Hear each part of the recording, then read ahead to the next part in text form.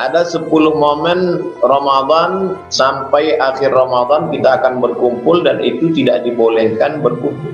Yang pertama, kita biasanya kumpul-kumpul menyambut bulan suci Ramadan. Jadi momen yang pertama kumpul-kumpul menyambut Ramadan, kita tetap kumpul, tapi kumpul kita adalah streaming ngaji, kumpul kita adalah zikir, kumpul kita adalah menyenangkan hati menyambut bulan suci Ramadan. Tidak ada hubung kait antara menyambut Ramadan dengan rukun puasa, rukun syarat wajib, tidak ada. Oleh sebab itu maka jangan pernah merasa Ramadan tahun ini kurang asik, Ramadan tahun ini tidak disambut seperti biasa. Kita sambut dengan kesiapan mental, dengan kekuatan batin. Apalagi tiap malam ini kita streaming dari mulai taubat, mujahadah, membahas tentang masalah khauf, malam ini tentang roja, besok masalah sedih. Itu semua adalah membangkitkan kesiapan mental. Ini yang pertama. Yang kedua, nanti setelah masuk bulan suci Ramadan, kita akan kumpul lagi sholat tarawih. Lalu kemudian akan merasa berkecil hati di dalam hati, tidak bisa tarawih berkumpul bersama keluarga, tidak bisa ke masjid rame-rame yang selama ini masjidnya sampai pakai tenda. Maka sesungguhnya itu tidak mengurangi semangat kita. Kenapa? Karena dalam riwayat Nabi Muhammad SAW sholat tarawih ke masjid itu 3 malam. Malam pertama Nabi datang ke Masjid Nabawi, sholat diikuti oleh jamaah. Malam kedua jamaah makin ramai. Malam ketiga jamaah melimpah ruah. Malam keempat Nabi tidak datang lagi. Nabi sholat di rumah. Besok pagi datang sahabat bertanya. Sebelum sahabat ngomong, Nabi berkata, aku tahu tadi malam kalian ramai-ramai berkumpul menunggu aku, tapi aku tidak datang. Kenapa engkau tidak datang ya Rasulullah? Khasyitu an tufrada alaikum. Aku khawatir kalau aku datang, nanti sholat tarawih ini menjadi wajib bagi kamu. Karena sholat tarawih tidak wajib. Oleh sebab itu jangan berkecil hati kita tidak bisa sholat tarawih ke masjid. Kita tidak meninggalkan masjid. Kita sedang melaksanakan sunnah pada saat ada wabah penyakit. Oleh sebab itu yang kedua ini jangan berkecil hati. Kita tetap bisa tarawih di rumah, bersama keluarga, bersama jamaah, bersama komunitas yang terbatas. Tetap kita jaga aturan negara, kita tetap jaga sunnah untuk tidak menggabungkan diri bersama orang yang terkontaminasi. Yang ketiga, bahwa setelah sholat tarawih akan ada tadarus bersama baca Quran. Lalu kemudian Ramadan mungkin berbeda karena tidak boleh berkumpul bersama, lalu merasa berkecil hati, tahun ini kita nggak bisa tadarus bersama. Kita bisa tadarus bersama seperti yang kita lakukan malam ini. Bedanya kita tidak satu majelis duduk, tapi kita tetap satu bacaan, tetap gambar kelihatan, tetap suara. Baca satu halaman. A'udzubillahi minasyaitonirrajim. Bismillahirrahmanirrahim. Alif lam mim. Dzalikal kitabu la raiba fihi hudan lil muttaqin. Kalau ada yang keliru, salah tajwidnya, idghamnya, qalqalahnya, ikhfa'nya, maka tetap bisa ditegur oleh sahabat-sahabat kita yang lain. Jangan pernah putus asa, jangan pernah merasa kecewa, jangan pernah kenapa begini, kenapa terlalu banyak yang mencaci maki kegelapan. Mengapa kita tidak mencoba menghidupkan lilin untuk mengusir gelap ini, tetap mengisi dengan aktivitas. Tadarus tidak terganggu, insyaallah. Yang keempat, bahwa setelah tadarus itu kita ada yang namanya malam-malam itu orang membangunkan. Wah, itu biasanya di stasiun televisi beberapa TV membangunkan orang sahur keliling-keliling. Tahun ini tidak akan ada lagi karena pasti akan dilarang oleh pihak berwajib. Oleh sebab itu maka apakah ini mengurangi Ramadan kita? Tidak, karena ini tidak ada hubung kait dengan rukun syarat wajib sunnah. Oleh sebab itu kita tetap bangun sahur seperti biasa. Kita bisa call jamaah kita bisa ajak nanti jam sekian kita akan pertemuan, kita akan masing-masing menelpon grup. Jadi bedanya hanya saja kita tidak ada kontak fisik dekat, tapi hati kita dekat. Berapa banyak orang yang hatinya dekat, walaupun jaraknya jauh.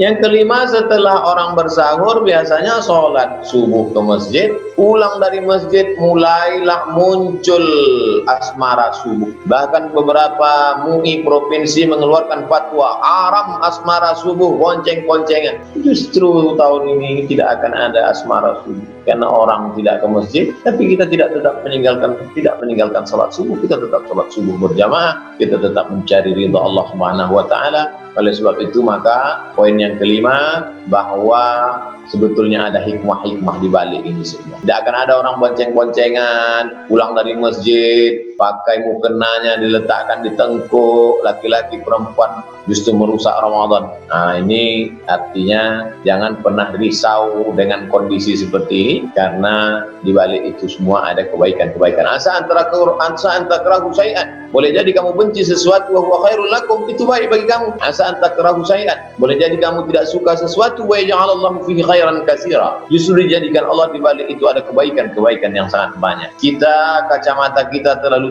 tipis untuk membaca hikmah-hikmah yang diberikan Allah Subhanahu wa taala. Yang kelima, biasanya kita ada acara i'tikaf bersama. Taharru lailatul qadri fil ashril awakhir min Ramadan. Carilah Lailatul Qadar 10 terakhir Ramadan. Selama ini kita mencari jadwal, malam pertama di masjid ini Ustaz apa, malam ke-22 di masjid ini Ustaz apa, malam 23 di masjid ini Ustaz apa. Malam ini Ramadan tidak lagi ada itu. Apakah andai terjadi, kita tetap berharap bahwa suasana normal, tapi andai kita sudah siap mental, maka sesungguhnya tidak mengurangi Ramadan kita sedikit pun. Kenapa? Karena kita bisa laksanakan sholat tahajud di rumah. Oleh sebab itu maka tidak ada kendala untuk sholat tahajud. Yang ke masalah, karena sepakat 3 mazhab, mazhab Maliki, mazhab Syafi'i, mazhab Hambali, sepakat bahwa i'tikaf itu mesti di masjid. Dalam fikih masjid itu ada 2. Masjid yang di sana dilaksanakan sholat 5 waktu. Sholat subuh, sholat zuhur, sholat asar, sholat maghrib, sholat isya. 5 waktu, namanya masjid.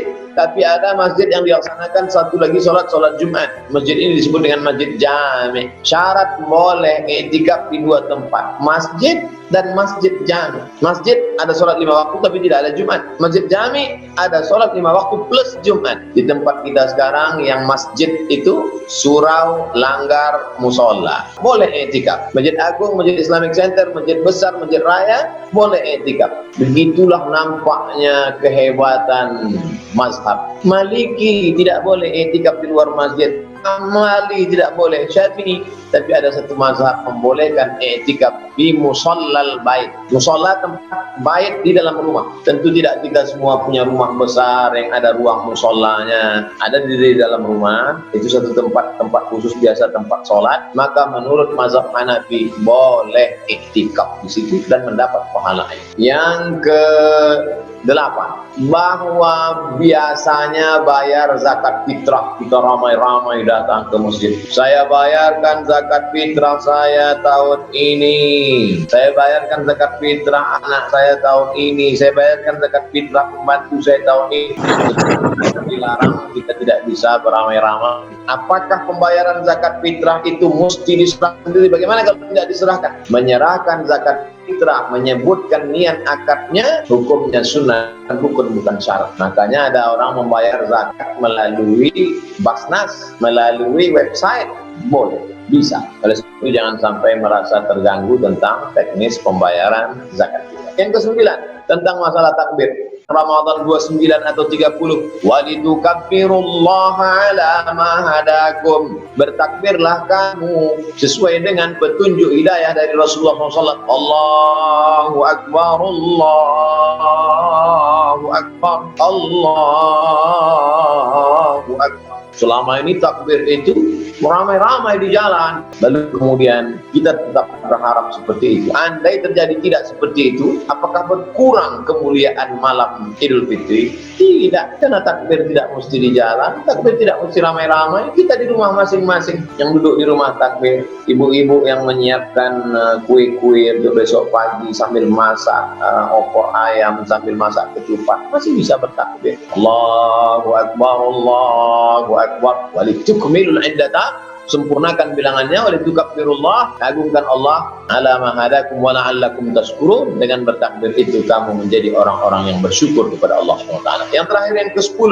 bagaimana dengan sholat Idul Fitri? Kita tetap berharap kita bisa sholat Idul Fitri, tapi andai, karena nanti saya diminta temanya bagaimana melewati ini andai terjadi fikih khusus, maka saya sudah carikan referensi dari para ulama. Kita sekarang tidak boleh berkumpul lebih dari 10 orang. Sementara sholat Idul Fitri, adakah mazhab yang mengatakan boleh kurang dari 10 orang? Inna salatal Idi, sesungguhnya sholat Idul Fitri, Idul Adha, tan'aqidu bi arba'atin, sah dilaksanakan 4 orang. Imamun, 1 orang imam, wa thalathatun mu'tammin, 3 orang makmum. Imam depan, 3 makmum di belakang. Li'annahu adadun yazidu ala aqallil jam'i, karena 4 orang itu sudah lebih dari batas minimal jamak. Dalam bahasa Arab, 1 mufrad, tunggal, 2 musanna, 3 jamak, maka lebih dari 3 sudah bisa. Menurut pendapat siapa? 4 imam. Imam Abu Hanifah, Imam Hanafi,